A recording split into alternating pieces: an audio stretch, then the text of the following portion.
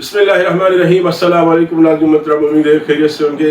اس وقت پاکستان میں سیاست کے متعلق وہی خیچم تانی جاری ہے۔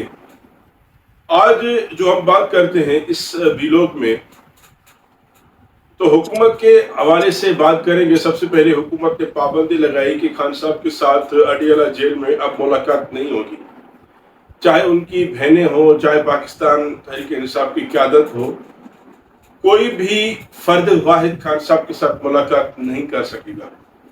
اور جب بہت سارے سیاسی تجزیہکاروں کی جب باتیں سنتے ہیں تو ایسا محسوس ہو رہا ہے کہ خان صاحب شاید اڈیالہ جیل میں نہیں ہے، خان صاحب کو کسی اور جگہ پہ منتقل کیا گیا ہے۔ بہرحال یہ باتوں میں ابھی کوئی صداقت نہیں ہے، یہ باتیں ہیں، یعنی کسی میڈیا چینل کی طرف سے یہ باتیں آ رہی ہیں اور کسی میڈیا چینل کی طرف سے یہ بتایا جا رہا ہے کہ خان صاحب ابھی بھی اڈیالہ جیل میں ہیں۔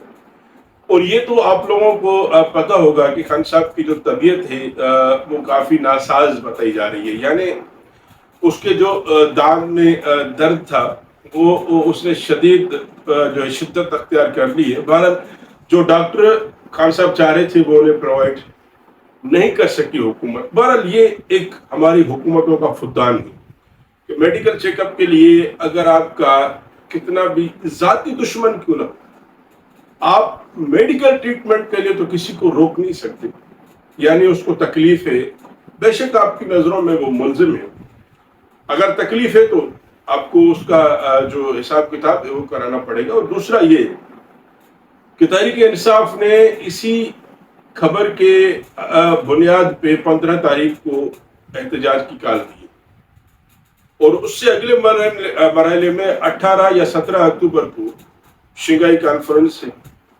پاکستان میں بہت سارے انٹرنیشنل سطح پہ مہمانوں کی آمد ہے، پاکستان میں انویسٹمنٹ ہونے جا رہی ہے، یعنی دونوں خبریں اچھی ہیں۔ اب اگر دیکھا جائے تو حکومت پاکستان جو کوشش کر رہی ہے کہ پاکستان میں کہیں نہ کہیں سے انویسٹمنٹ آئے اور پاکستان کی معیشت کو کچھ سہارا مل سکے۔ پاکستان میں جو حالیہ بربادی کی ہے حکومت نے، اس پہ تھوڑا سا پردہ ڈالنا چاہ رہی ہے اور اس میں آرمی چیف صاحب کوشش کر رہے ہیں، حکومت پاکستان کوشش کر رہی ہے، پوری طرح سے ناکام ہونے کے بعد اب دوبارہ کوشش کر رہے ہیں کہ پاکستان کی اکنامی کو، پاکستان کی معیشت کو اپنے پاؤں پہ کھڑا کریں۔ یعنی دوسری طرف حکومت پاکستان کو ایک پی ٹی آئی کا سر درد ہے، وہ ایسا سر درد ہے کہ پیناڈول کی ٹیبلٹ سے بھی ختم نہیں ہو رہا۔ اب جو خبریں آ رہی ہے کہ خان صاحب کو غائب کر دیا گیا ہے اور دوسری طرف سے خبریں آ رہی ہیں کہ خان صاحب کو زمان پارک پہنچا دیا گیا ہے، لیکن جب تک یہ کنفیوژن کی خبریں ہوگی ناظرین محترم، یعنی حکومت کسی چیز کو تصدیق نہیں کر رہی، آپ کیوں لوگوں کو اکسا رہے ہیں تشدد پہ؟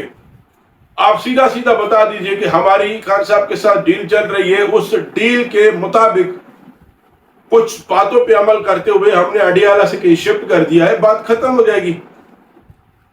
اب دیکھیں بات کہاں سے شروع ہوئی۔ بات شروع ہوتی ہے تحریک انصاف کا ڈی چوک کا جو مارچ تھا، احتجاج تھا، دھرنا تھا، جلسہ تھا، اس سے علی امین گنڈا پور 24 گھنٹے کے لیے غائب ہو گئے۔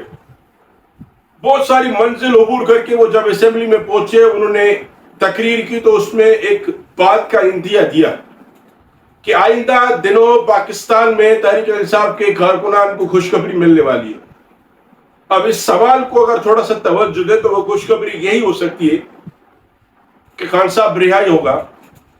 اس وقت پاکستان میں اس سے بڑی کوئی خوشخبری نہیں ہے کہ خان صاحب کے رہائی کے علاوہ اور کوئی خبر تحریک انصاف کے کارکنان کو خوش کر سکے۔ بہرحال حکومت کی کیا کرنا چاہ رہی ہے؟ ایک طرف آپ نے شنگھائی کانفرنس بلائی اور دوسری طرف آپ نے ملاقات میں پابندی لگائی، یعنی آپ کیا چاہ رہے ہیں؟ آپ یہ چاہ رہے ہیں کہ اگر ملاقات میں پابندی لگے گی، کارکنان باہر نکلیں گے، ہنگامہ ہوگا، شنگھائی کانفرنس دیر تک چلی جائے گی، دور چلی جائے گی، ملتوی ہو جائے گی، آپ خود چاہ رہے ہیں سر؟ اس وقت جو پاکستان میں گورنمنٹ ہے، اس کے جو اٹھائے ہوئے اقدامات ہیں، اس سے ہر شہری پریشان آ چکا ہے، یعنی آپ کو کوئی فکر نہیں ہے۔ معیشت کا بیڑا غرق ہو گیا. آپ کو کوئی فکر نہیں ہے کسی سیاسی پارٹی کے کتنے کارکنان گرفتار ہیں. آپ کو کوئی فکر نہیں ہے کہ پاکستان میں مہنگائی کی شرح کیا ہے. آپ اپنی انا پہ آئے ہوئے ہیں اور آپ ایک ہی رٹ آپ نے لگائی ہوئی ہے کہ خان صاحب جیل میں رہے, پی ٹی آئی پہ پابندی لگے, پی ٹی آئی کو مخصوص نشستیں نہ ملے اور ہم 26ویں ترمیم جو ہے قومی اسمبلی سے اور سینٹ سے پاس کروا سکیں. ابھی جو معاملات چل رہے ہیں ہر پاکستانی کو تشویش کا اظہار ہے. بہت ہی افسوسناک عمل چل رہا ہے پاکستان میں. حکومت ابھی بھی لگی ہوئی ہے, حکومت ابھی بھی لگی ہوئی ہے کہ 26ویں ترمیم آئین جو ترمیم ہے وہ حکومت قومی اسمبلی سے پاس کروائے. ابھی جو مسودہ آپ نے اتحادی جماعتوں کے ساتھ شیئر کیا ہے اس میں پہلے نمبر پہ یہی آ رہا ہے کہ حکومت پاکستان یہ پہلی شک جو اس ترمیم میں پاس کرانا چاہ رہی ہے اس کی سب سے پہلے نمبر پہ یہی ہے کہ حکومت پاکستان جو سیناٹی کے حساب سے ججز سپریم کورٹ آف پاکستان کا جج تعینات ہوتا ہے اس کو حکومت کو اختیار ہوگا کہ اس کو ہٹا کے کسی دوسرے جج کو رکھے.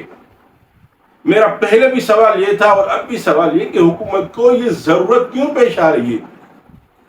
حکومت پاکستان ایسی کیا کام کرنے جا رہی ہے کہ اس کو ایک چیف جسٹس کو ہٹا کے دوسرا چیف جسٹس تعینات کرنا پڑے گا. یعنی آپ کیا ریاست کے خلاف کام کرتے ہیں, کہ آپ ملک پاکستان کے خلاف کام کرتے ہیں, آپ اپنے عہدے کے ساتھ وفا نہیں کرتے, آپ اپنے عوام کے ساتھ وفا نہیں کرتے, تو آپ کو جو ڈر ہے یہ بلا وجہ ہے. اور دوسری طرف بلاول بھٹو زرداری صاحب نے بھی بیان دیا کہ ہم ہر صورت جو ہے قانونی عدالتیں یعنی سیاسی عدالتیں الگ بنانا چاہتے ہیں. یعنی پاکستان میں سیاستدانوں کے اوپر اور سیاست سے متعلق تقریباً 150 سے 200 کیسز ہیں. اس 150 سے 200 کیسز کے لیے آپ ایک الگ عدالت بنانا چاہتے ہیں.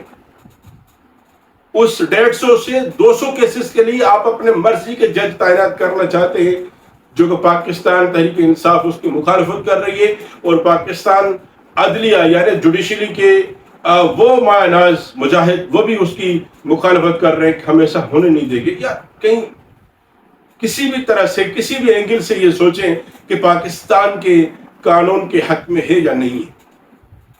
بہرحال اس وقت جو پاکستان میں صورتحال سیاسی صورتحال چل رہی ہے یعنی خان صاحب کو ملنے پہ پابندی ہے. خان صاحب سے کیا وجہ ہے کہ آپ اتنے ڈر رہے ہیں کہ کوئی سیاسی رہنما نہ ملے, اس کی فیملی ان کے ساتھ نہ ملے, ان کے کارکنان ان کے ساتھ نہ ملے. جب آپ نے تحریک انصاف کو ایک جو کانفرنس بلائی تھی اس میں دعوت دی, یعنی وہ کانفرنس آئینی ترمیم کے حوالے سے تھی. یعنی آپ ان سے ایک رائے مانگ رہے ہیں, آپ ان سے ایک مدد مانگ رہے ہیں کہ ہمیں ہماری مدد کریں یہ ترمیم پاس کرانے میں, اور دوسری طرف آپ نے خان کے ملنے پہ پابندی لگا دی. تو آپ کیا چاہ رہے ہیں کہ خان کے ملنے کے بعد آپ کو یہ پہلے ہی فیصلہ کر کے بتائیں کہ ہم راضی ہیں یا ناراض ہیں؟